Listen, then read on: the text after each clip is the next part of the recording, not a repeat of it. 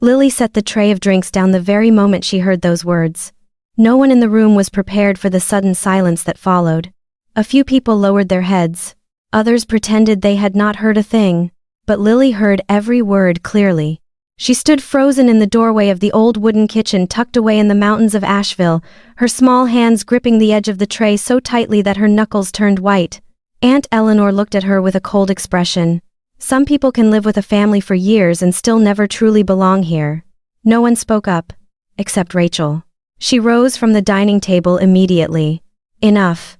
Her voice was not loud, yet it silenced the entire room. Just 3 days earlier, the family had laid Walter to rest. Ever since the funeral ended, the atmosphere inside the mountainside cabin had not felt the same. Conversations that once seemed harmless had slowly turned into subtle discussions about inheritance, family traditions, and who would carry on Walter's legacy. In every one of those conversations, Lily was left on the outside. She was only 10 years old, but she was old enough to understand when she was not welcome. What made it even more heartbreaking was how hard Lily had tried. She helped clean the house. She prepared drinks for everyone. She carefully dusted each of Walter's old picture frames. Even the aging hunting dog that had belonged to Walter never left her side. As if the dog understood something many people in the family did not. That Lily loved this place with all her heart.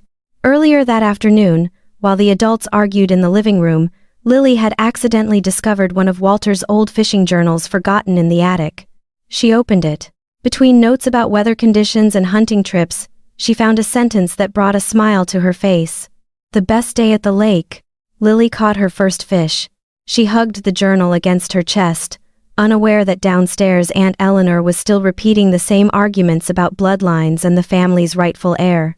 Rachel saw the hurt in her daughter's eyes. She reached for Lily's hand. At that moment, only one thought remained in her mind. The two of them would leave this place immediately.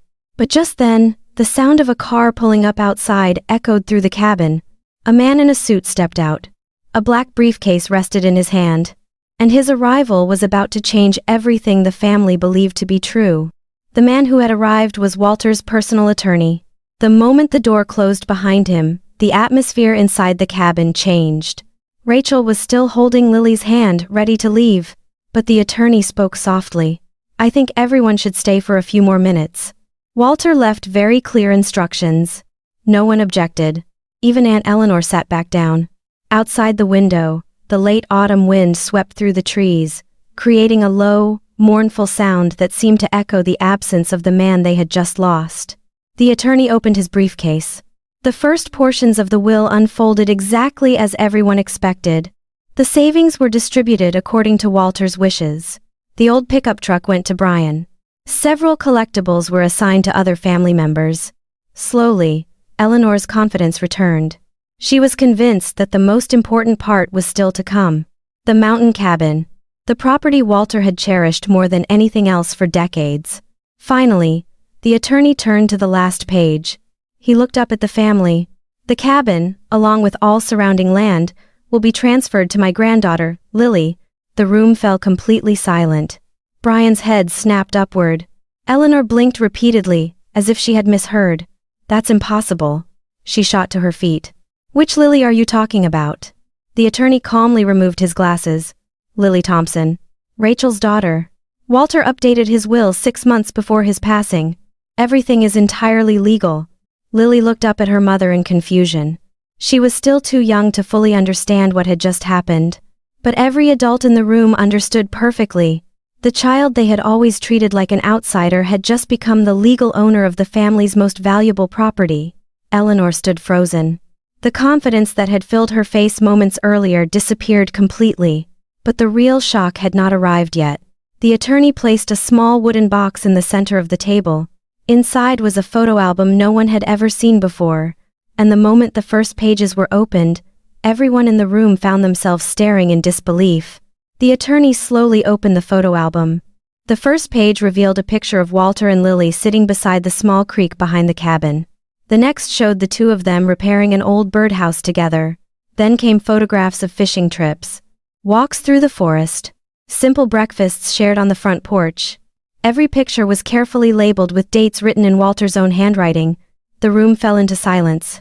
No one had realized that over the years, he had preserved every one of those moments.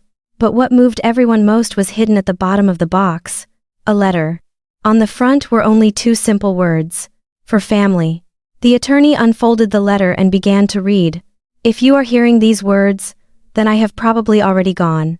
There is something I should have said a long time ago. Family is not built through blood. Family is built through the people who show up when you need them most. Rachel's eyes immediately filled with tears. Across the room, Aunt Eleanor quietly lowered her head. The attorney continued. Lily has never tried to make herself the center of anything. She simply loves people with her whole heart. After Margaret passed away, Lily was the one who brought laughter back into this cabin. She brought light back into a place I once believed would remain empty forever. A long silence settled over the room. Then the attorney read the final part of the letter. I have also established an education fund for Lily, because I believe her future deserves to be protected. And Eleanor, if you are hearing this, remember one thing. If we only love people who are like us, we will miss the greatest gifts life sends our way. Tears slowly rolled down Eleanor's face. For the first time in many years, she had no words to argue back. Lily lifted her eyes toward Walter's photograph resting above the fireplace. A faint smile appeared on her face. Perhaps for the very first time in her life, she truly understood that she had never been an outsider.